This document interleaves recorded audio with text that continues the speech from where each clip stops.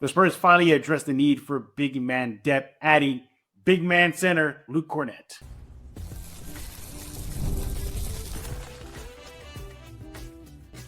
You are Locked On Spurs, your daily San Antonio Spurs podcast, part of the Locked On Podcast Network.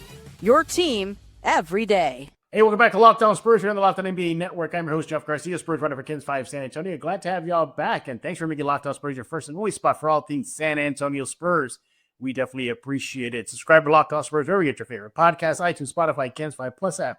You know what to do. Go do that right now. Today's episode is brought to you by FanDuel. Right now, new customers can get this $150 in bonus bets when your first $5 bet wins. Make sure to do that ASAP. So, yeah. So, free agency period, right? Yeah, you got to keep your head on a swivel. That's exactly what you need to do yesterday.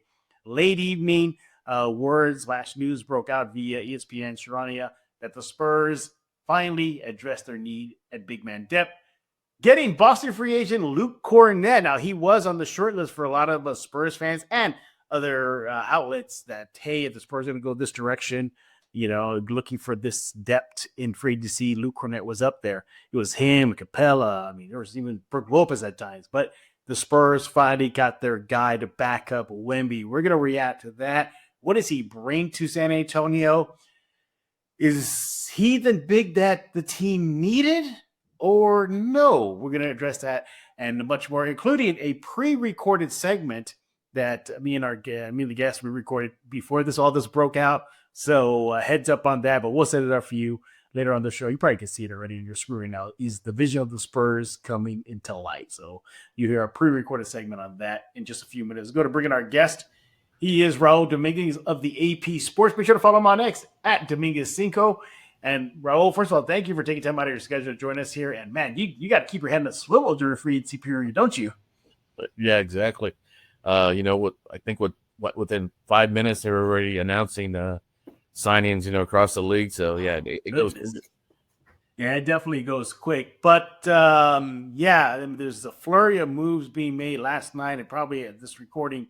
But the big one for San Antonio Spurs fans is they got the help at big man. They got Wemby some help. No longer the Spurs just completely small after Wemby exits out the game. You now have a viable big. Luke Kornet, Boston free agent, comes to San Antonio, a reported $41 million deal for 4 years. That's a little over 10 point something and change in the next 4 years. First of all, my reaction is I like it. This is exactly what the Spurs needed. A viable big man, a champion big man, a veteran big man to come in and help Wemby handle the big boys where Wemby doesn't have to deal with that. He can handle your jokers. He can handle your Embiids. He can handle the big man out in the NBA. Now, he averaged 6 points per game, 5.3 rebounds, 1.6 assists last season while almost shooting 67% from the field. Now, that's within the three-point line. Raul, before we dive deeper into what he brings, your overall thoughts of the Spurs adding big man Luke Kornet. It's a tremendous move. I admit that I was kind of eyeballing some other players, Al Horford, Brook Lopez, just because of their veteran experience. But Kornet makes much more sense. He's 29 years old, which is older than everyone but Harrison Barnes. But he's he sort of worked his way into the league, so sure. Not a lot of wear and tear on him. He still has a sort of a young personality, very outgoing. So I think he's going to fit in really well with. I think him and Jeremy are going to be like best bud. Oh yeah. And and then that's just off the court. Then on the court, hustles. He's just a prototype Spurs, big man from back in the days. When they had the guys that just hustled and able to do just a lot of these small things. Setting the picks and driving to the rim. So I think he's a perfect fit for them. Absolutely. All right. So let's get into some of the, the minute facets where he helps the Spurs and maybe where he doesn't help the Spurs. So as mentioned last year, he didn't put up big numbers, as mentioned, 6 points per game, 5.3 rebounds. But for me, just on the generic numbers here, for a big man, nearly 2 assists per game. I like that. I think he's a good, viable facilitator at his position. Now, 67, 66% shooting from the field goal. That's good. Now, we'll get into the big reason why he's probably maybe not the big man they need. But nevertheless, Raul, if you look at what he does around the rim, he is very effective. First of all, let's talk about that shooting. That's nearly at the rim. He's a good lob catch dunker guy. He has a nice little soft shot around the rim right there. Raul, he's definitely going to help Wemby, if they're paired together, kind of a twin tower look, get a little scoring done in the paint while Wemby, we know he loves to roam away from the rim. It'll make Wemby feel a little more comfortable that he can do that. Yeah, I think this is sort of what they envisioned with Wemby and Zach Collins, when they put that pairing together. I think this is kind of what they were, hoping for, someone that can, make the threes and then also sort of help defend the middle. Zach, they were kind of trying to make Zach into a three-point shooter. Kornet's already a three-point shooter. I saw a post recently that he holds the NCAA record for most three-pointers by a 7-footer. Wow. So I'm not sure what the exact number is, but he's been shooting threes, since college days. So, I think he's a great fit, and it's going to really help Wemby out. Yeah, absolutely. Now, again, the primary role for him, he will be the backup big. And now the Spurs have that option now. And again, not having to rely on Sohan to do it. Or, at times we saw Castle out there. It's just ridiculous how small they were after Wemby went out. So you got yourself a true 7-footer anchor in the paint for Wemby, whether he's injured, knock on wood, resting, or even when he's out there with them. Now, what I also like about this, too, is the ripple effect, Raul. With Cornett in uniform, Sohan could play his natural position. Let's talk about that. You talk about them two being friends now. Yeah, I think that's a big reason why Sohan will be friendly with Cornett.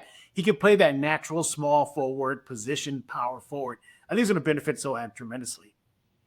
Oh, yeah. It's Jeremy does a great job. He's sort of been the just sort of moved around a lot with the Spurs.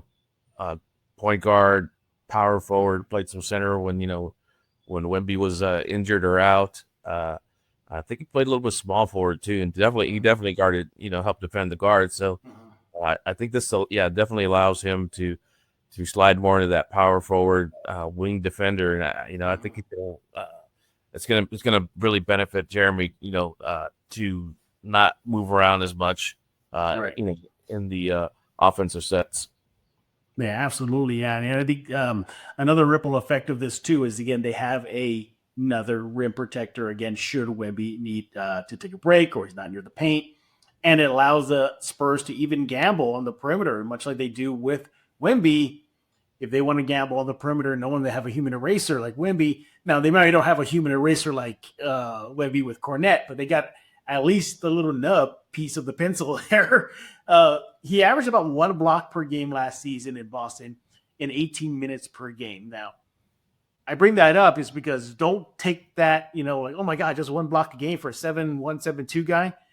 Recall the postseason row. He had I think it was a playoff high, 7 blocks against the Knicks. So he's definitely a capable rim protector. He can deter shots at the rim. I think that's just crucial for the Spurs. That's just huge for San Antonio because of that presence they have to complement, defensive presence, I should say, to complement Wemby with Cornett. Now, Cornett is known for, in Boston last year, I don't know if you heard about this, the Cornett contest. Did you hear about that? Yeah. Yeah.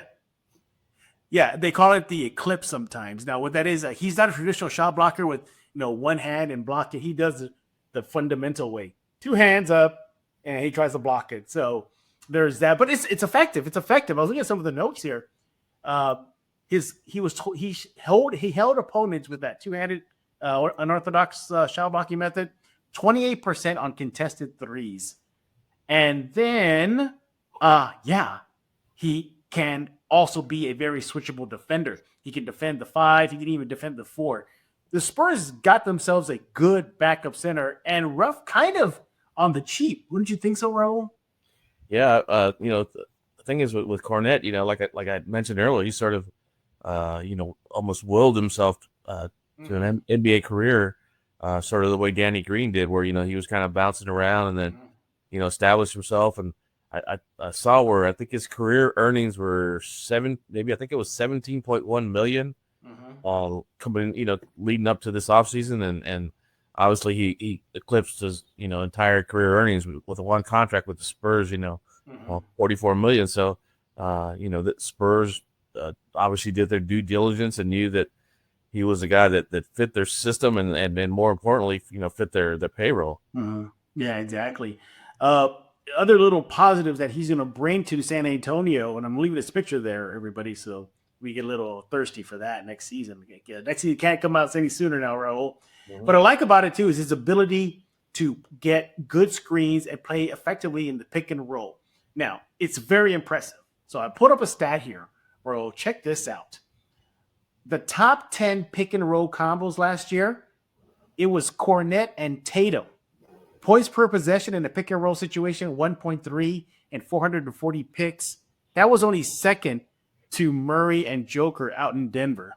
They averaged about 1.34 points per game in pick and roll combo situations there. So that already alone should bring a smile to Spurs fans' face, knowing that whether that's a pick and roll with Castle or with Fox or some of that he's going to be effective at the rim, Raul. Yeah, I mean, I'm assuming that the Cornet's going to come off the bench, but considering how young they are and how dynamic they are, I have a feeling that either Castle or Harper or Fox, maybe all three of them at times are going to be paired with the second unit. They'll take the starters out, and keep Castle out there for a little bit of a longer run. So I think Cornet's always going to have a dynamic point guard out there with him. So I think like I mentioned earlier, as far as he does all the little things, sets the picks and the screens and rolls to the basket. He reminds me a little bit of a better say Will Purdue or Tiago, just that type of that yeoman's work. Oh yeah. So I think you mentioned the high numbers with Tatum. I think it's going to be something similar. Maybe not at quite the same volume, but it's going to be similar where they're going to be Fox or Castle or Harper. Are gonna love playing alongside him. Yeah, even me and you, Raul, when we get out there on the court, we love playing on this court with Kornet. But there's just so many good things why this edition is great. Just real quick, though, the Spurs haven't, as of this recording, haven't officially announced it, but it's all but said and done. Hey, one more thing before we hit the break here is the double big lineup of Wemby and Kornet. I think it could work well together. Maybe it's not the traditional twin towers back in the day, Robinson and Duncan. This is a different type of twin tower. This is a twin tower where Wemby can roam a bit. We know Spurs fans pull their hair out about that in playing away from the basket, but he's effective. He's a capable three-point shooter. He can definitely get to the rim driving. He's a capable dribbler. I think that'll even allows Wemby to feel comfortable out there just as much as it does for Sohan playing at that power forward position. Your thoughts? Yeah, I don't know how much Kornet's going to start, but again, with the sort of the overlapping between the two squads, I mean, Wemby played spent a lot of time with the second unit last season. I could definitely see him doing that again with Kornet. And that's they're both very good passers as well. So I could see a lot of almost like what David used to do for Tim. Sort of be at the top of the key and feed them for lobs or set them up. So I could definitely see a lot of that happening next season. Yeah, we're not done talking about the Spurs edition of Luke Kornet, finally addressing the need for a big man. When we get back, we're going to continue talking about the good things and, maybe some bad things that Kornet won't address next season. All that and more with Raul Dominguez of the AP Sports. Make sure to follow him on X at Dominguez5. Make sure you do that right now. Everybody, I want to talk to you about FanDuel. Summer sports are in full swing, right? And whether you're all about baseball under the lights or golf on the green or high-stakes soccer action, FanDuel is the best way to make every game even more exciting.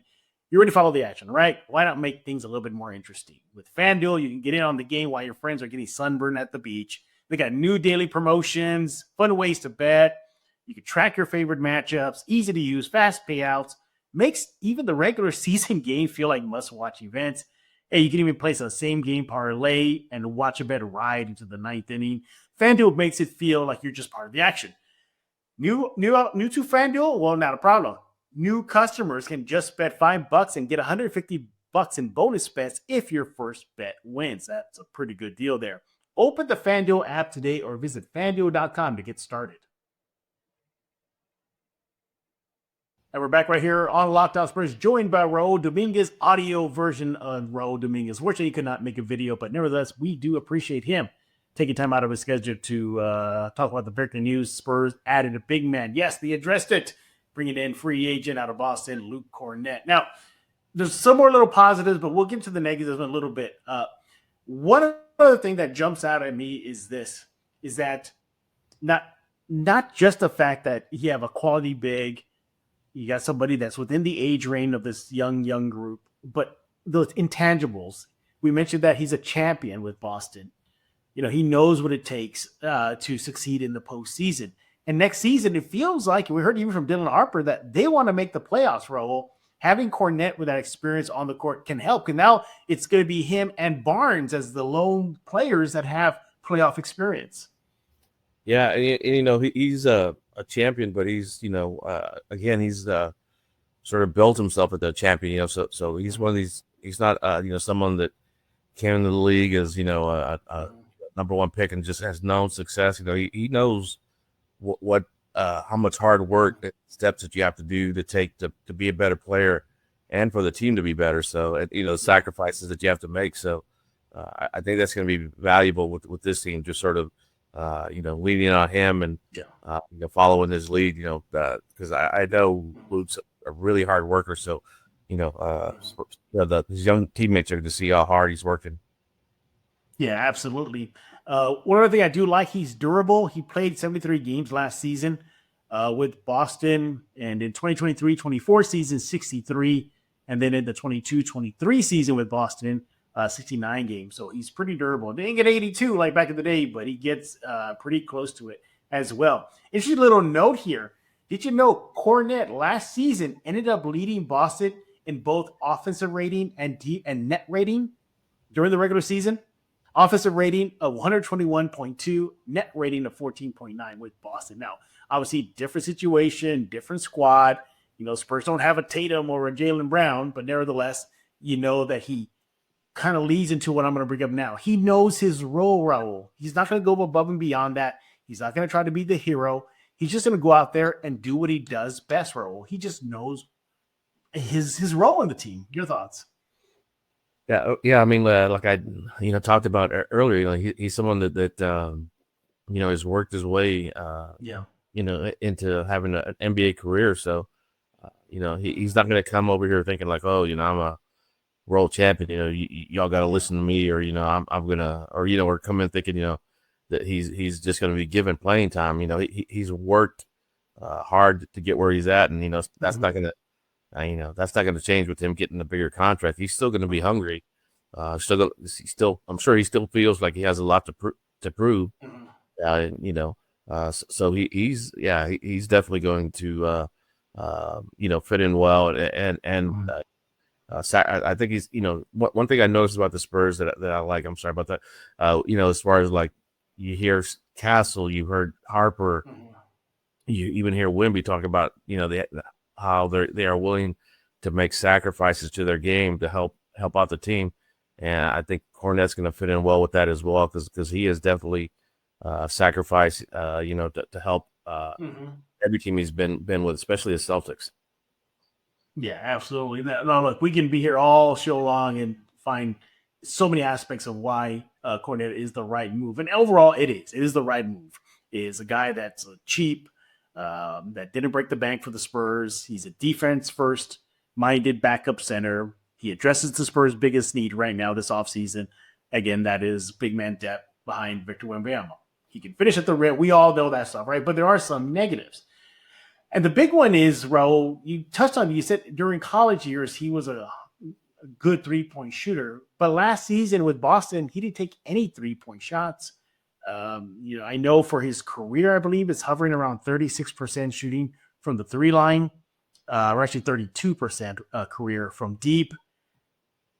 Do you think he's going to be a limited floor spacer in this Spurs system?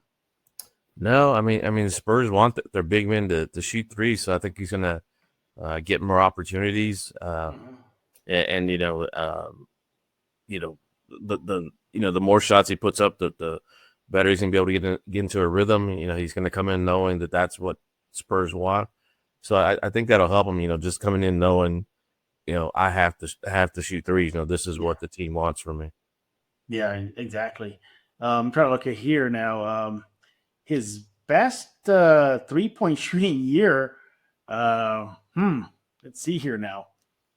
Yeah, again, he is a career 32% shooting. His best year was the 2018-19 season when he was with the Knicks, 36% shooting from 3. Now that year, he took about 4 3-point shots a game and made about 1.5. So we'll give 2. So, we'll see. We'll see if more opportunities are there for him at the 3 line. I think the Spurs are going to encourage him to take the 3-point shot. And think about it too. Boston, did he really need to take 3-point shooting? Boston was one of the deadlier teams when it comes to the line. Derek White, Tatum, Brown, the list goes on and on.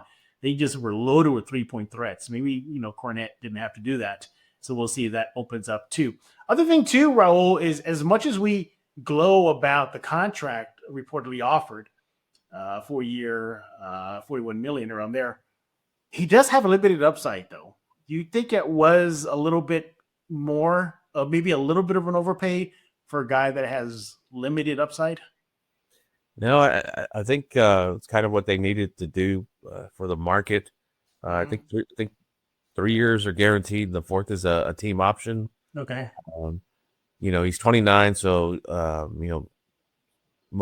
a lot of NBA players hit their prime early 30s. So I don't think it's too much of a stretch on the contract. And the other thing is, if for some reason it doesn't work out, it's not a huge contract. It's a contract that can be easily traded away. You see all these superstars today, that have these huge contracts and how difficult it is for teams to do them.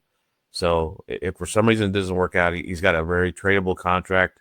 But I think it's going to wind up if he does kind of what I expect him to do as a backup and helping Wemby out. I think it's going to be a really, really good contract for the Spurs. Yeah, I'm right there with you. Overall, I think this just does it all for San Antonio. It, addresses the need for a big man, check. It's a guy that can spell Wemby, check, and whatnot. Remember against San Antonio, was that back in March? Mm-hmm. Didn't he drop like 15 points on San Antonio? And he grabbed like 16 rebounds, had like some massive monster double versus the Spurs, shot 70% versus San Antonio. So I think the Spurs will be okay having that nightmare now with the Spurs now. Yeah, and that game, if I remember correctly, it was just hustle. Him just hustling. So just hustling. I mean, I don't think he's going to come in here and be an all-star.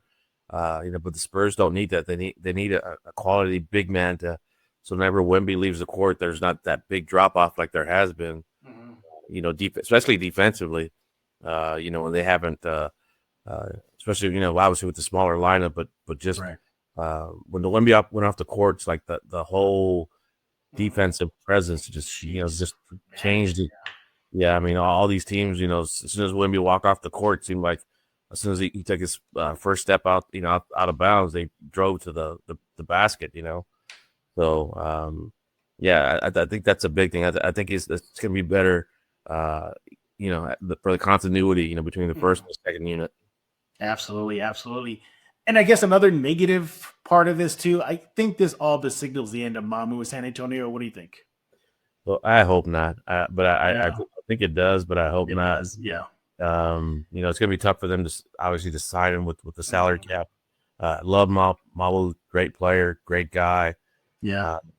But it's in a way it reminds me of when the Spurs had Boban And, for this, what Boban said, that he wanted to come back and stay with the Spurs, on a smaller contract, but Pop said, you're crazy, go make your money, Yeah. So I'm wondering if maybe it might be a little bit of that situation as well with Mabu, go somewhere else and get more money than he would get from the Spurs. So but if he does leave, that's gonna be a big blow as far as locker room and just his presence. Yeah, exactly. But overall, like Raul, it wasn't a sexy signing, and it wasn't like, they signed Brooke Lopez. Imagine that had happened, or something like that. But it's a hardworking big man. Again, just his overall, hustles you highlighted, his competitiveness, do all the dirty work underneath the paint and within the rim area. I think this is a great addition for the Spurs. Fan sentiment, I think, leans towards positive. There are some fans that are like, what are you doing, Spurs? He's 29, 30 years old. You're giving him that contract, and, he's not a floor spacer. But, if you weigh it, I think they're more pro Luke Kornet fans than anti-Luke Kornet fans from the Silver and Black. So, yeah, I know most of the time, those Spurs fans are saying, like, well, he doesn't space the floors. He doesn't do that. But, again, look where he was playing last year in Boston. They have tons of floor spacers. But he's definitely an upgrade over what they got, what they have right now. That is a huge upgrade for San Antonio. So your final thoughts on the Spurs adding Cornett, Raul? I just think it's a nice, solid addition for them. Typical kind of the Spurs kind of sign. They sign, sort of an almost under the radar, player that fits the role that they need perfectly. And just looking at the internet, a lot of guys that cover basketball, the NBA regularly, are praising the pickup, and a lot of reporters and people from Boston, they're all saying the same thing. Like, they hate to see him go, but, they say he deserves this contract, and they're happy for him. So I think that says a lot, just sort of, the what he's built in Boston, just sort of the appreciation that fans and the media have for him. No, yeah, he's a huge fan favorite in Boston. So I'm pretty sure they're earning as well. But, Boston, they're definitely going through a change right now. It's almost like not a fire sale, but it's kind of a fire sale right now in Boston. But nevertheless, hey, welcome Luke Kornet to San Antonio. Okay, so those are our thoughts. Make sure to let us know what you think about the Spurs adding the big man. You can let Raul know on X at Dominguez5. You can let me know by going to the Locked On Spurs YouTube page, leaving a comment. All right, so how we're going to say this. So this is the dangers of pre-recording during the free agency period. All right, so Raul and I actually recorded a show before the Luke Cornett news came out. So what you're about to see next is a pre-recorded segment. Now, it's not about the big man, the depth, but there might be a little sprinkle of it. I'm going to try my best to kind of weed that out. But if something gets by me, it is what it is. Y'all know what happened. But in the next segment, again, it's pre-recorded. We're talking about the vision of the Spurs. Are we starting to see the vision come together from San Antonio, GM Brian Wright, from the tanking years to the low-key tanking years to get in the lottery? Are we starting to come out of the light? So we're going to talk about that. So Raul, they've been warned, Raul. They know it was recorded before the Cornett deal. Your thoughts? Yeah, I mean, I was trying to think if we had mentioned any names, but I can't remember. But I think this does go toward what we were talking about, just sort of the way they've sort of built this team to sort of. It looks like next season, they're ready. I think this past season they were hoping to make the playoffs. Yeah. I think this year they're expecting to make the playoffs, not to play in the playoffs. Absolutely. All right. So with that being said, again, enjoy the next segment. It's Raul and I talking about the Spurs vision. Enjoy it. And we'll leave your thoughts again. Raul Dominguez on X at Dominguez5. Me on X at Jeff G Spurs Zone. All right. Coming up next, we're going to talk about the Spurs vision. Raul, thank you for hopping on again. Let's get started. So are we starting to see the big vision now with Brian Wright and the roster construction? I think it's safe to say tanking seasons are all but over. There's really no reason for the Spurs to tank. They got themselves a franchise player. They got seemingly, complementary pieces to surround Wemby, Harper, Carter, Castle, Fox. The list goes on and on. Are we starting to see the big picture now, where they're trying to construct in San Antonio, Raul? Yeah, I mean, Brian and Wrights talked about this, and as far as their draft strategy, excuse me, it's something that goes back to RC and Pop as well. They draft based on talent, not on need.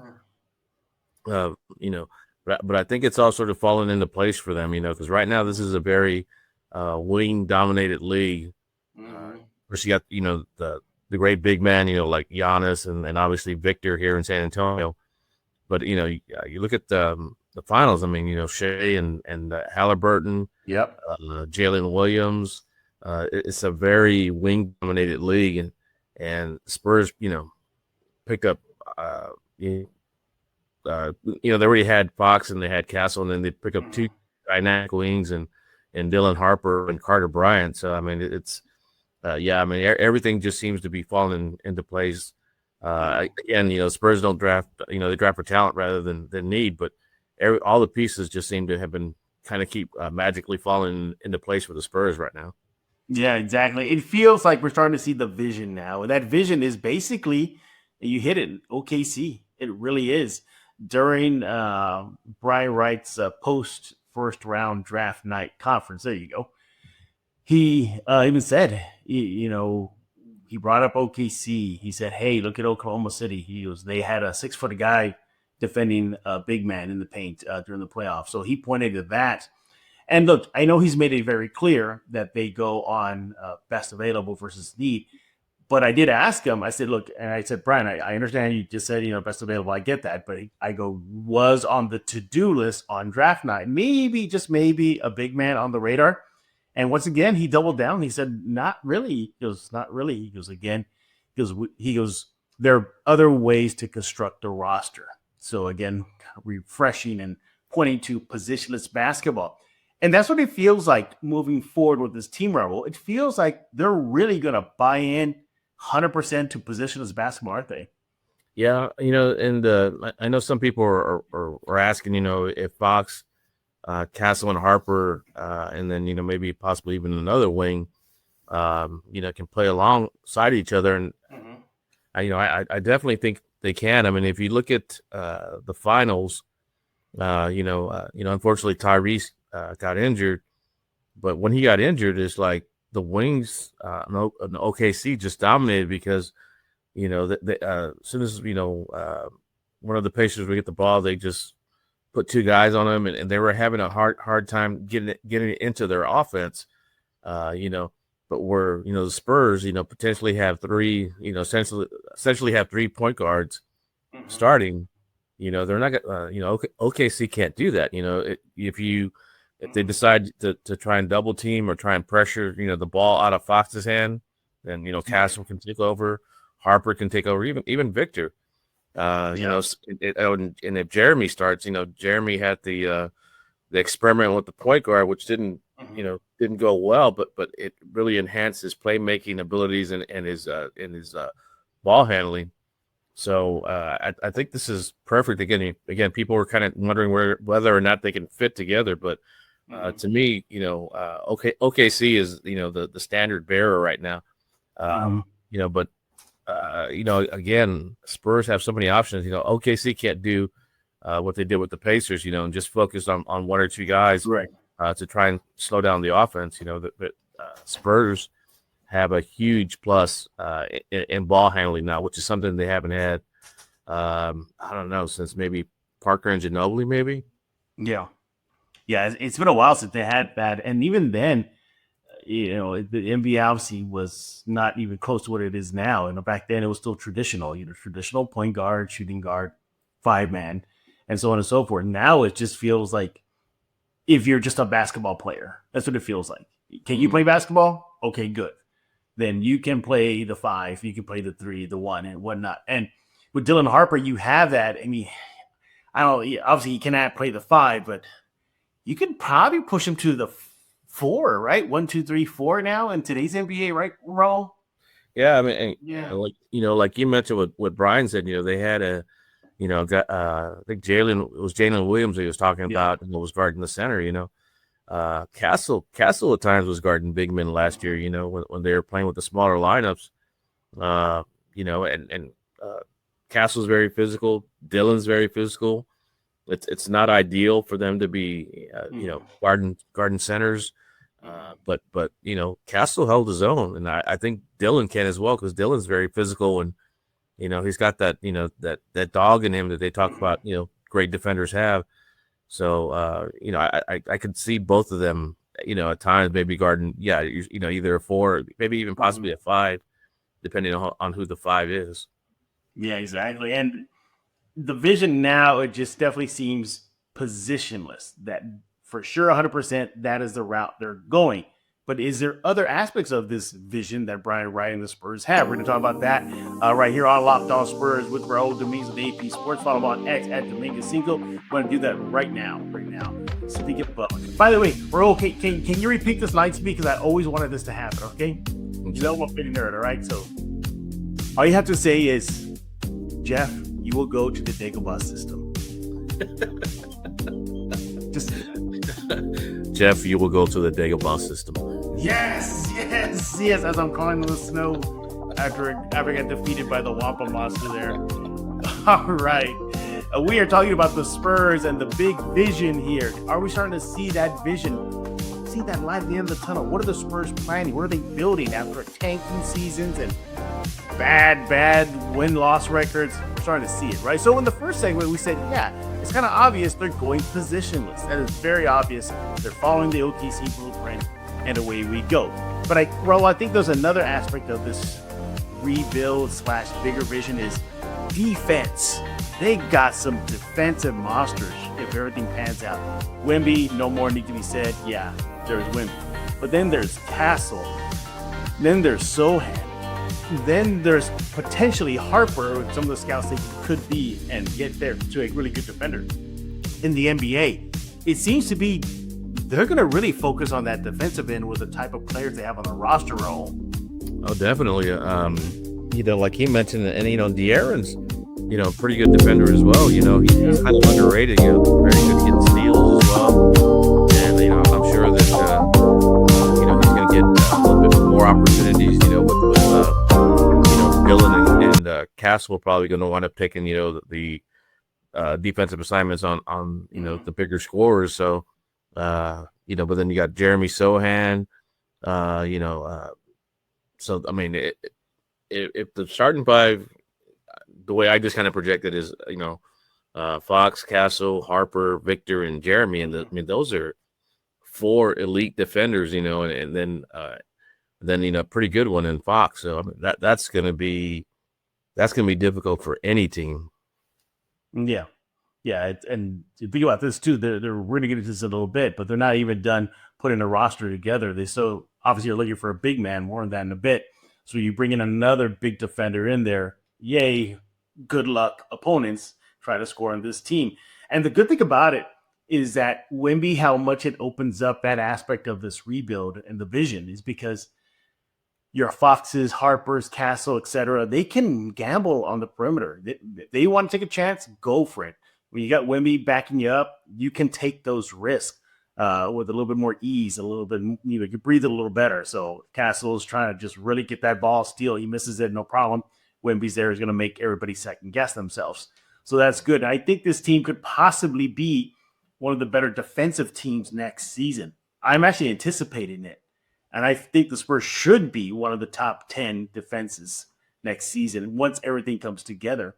Last season, we saw that role. Remember, they started off as one of the best defensive teams in the league. Yeah. And then they kind of sputtered out as the season went on. However, with the type of players, the roster makeup as of this recording, there's no reason for them not be at minimum of top 10 defense next season, Raul. Yeah, and like Pop always would always talk about, defense leads to offense. So I think that's going to be another exciting aspect of this team is, if they're able to get steals and, limit them to one shot and, get that rebound. I mean, there's also a lot of athleticism and speed on this team. I mean, Carter, Harper, and Fox, and then Wemby's very fast too. And then Jeremy's very fast too. Especially getting down the court because he loves going to the rim for alley oops and such. So not only defensively, I mean, I really do think I agree. I think they're going to be top 10, maybe even top 5. Yeah. Defensively, depending on how that second unit plays out. Yeah. But Yeah, exactly. But just all the opportunities that that defense is going to allow their offense, whether it's steals or again getting a rebound or just running. I mean, that's going to be kind of I think a scary sight for some defenses to see. Yeah. Carter, Fox, and Harper, on the break. Yeah, exactly. And we didn't even bring this up, and I'm going to bring it up now, Raul. Sure, we can talk about the players and who they drafted and, the usual suspects for Wemby and et cetera regarding defense. But talk about how big the pickup of Sean Sweeney was from Dallas. I mean, that's huge. He was pretty much one of the reasons why they played some pretty good defense in Dallas when they were at full power. I think that's going to bolster the Spurs, not only the defensive end too, but the development. So the pieces coming together even extends to the coaching staff, Raul. Mm-hmm. Yeah, I mean, that was a huge pickup for the Spurs. I mean, it's a guy that I thought was going to stay in Dallas, but Me too. But Mavericks have been kind of funny about who you think is going to stay there forever. So, yeah, I mean, it's a huge pickup. Great defensive coach, huge basketball IQ, and then him and Mitch, have a good relationship, working relationship. They both know each other well. So I think that's going to help as well. They're going to be able to bounce ideas off each other. Going to be able to. I think Sean's going to, sort of, test Mitch or sort of push him to be a better coach. Which is something that I keep mentioning Pop because it sort of Pop set the groundwork. But Pop always loved having great assistant coaches that would push him. And then they'd always talk about how they would sort of challenge Pop and I think it was Will Hardy that was joking around, said Pop would fire them, all the assistants, almost every day because he would get upset with them, kind of challenging them, but obviously he didn't actually fire them. But that was the kind of intensity, like they were pushing each other to get better. And I think Sean's going to do that for Mitch, he's Sean's very well respected, great defensive coach, great ideas, great set. So. I think the Spurs are going to be wide open to listening to him and hearing him. And I mean, I can't wait to see that defense, from the players, but also, as far as what Sweeney's going to do with that squad. Yeah, exactly. Yeah, I think, and not I know what the vision is now for San Antonio moving forward. Well, next season have its moments where you kind of sitting there watching it or you're at the game being like, oh man, this sucks. They can beat. Yeah, probably. But you can already feel where this team is going. Obviously, they're young. Obviously, they're going positionless. And obviously, there's an attention to defense right now. That is what the Spurs makeup is right now in this. I guess is it safe to say we're in the final stages of the rebuild? It feels like it, right? It feels like we're right at that borderline between still in the rebuild role and then 2 steps and we're out. Yeah, I think it feels like it. Yeah, I think I talked about it before. I really do think that they have the potential to be a top 4 seed in the West this season, and I'll stick by it. Especially I think they're going to make a couple of moves for a big man. But I definitely think that they're going to be top 4. At worst maybe top 5 in the West. So that rebuild is. Yeah, I think it's over, but Brian Wright did just a masterful job with that as far as because they're sort of coming out of the rebuild, but they still have these draft picks from Atlanta. You have Minnesota's coming up later on, so even though they're not quote unquote tanking, they still have the potential to have some pretty high draft picks. Yeah, they definitely do. Let's not forget next season. I mean, first of all, I hope they are not in the lottery because of their own doing, but technically they still can be because of the Atlanta pick, right? Yeah. So yeah, they could still. So there's that aspect of it. They could still bring in a top level talent next season after the season's over in the draft. So good things are ahead for the Spurs. All right, Raul, we thank you for taking time out of your schedule today to join us here at Locked On Spurs. We appreciate you being the voice from above on this episode. And again, make sure to follow him on X, everybody, at Dominguez Cinco. Do that right now there.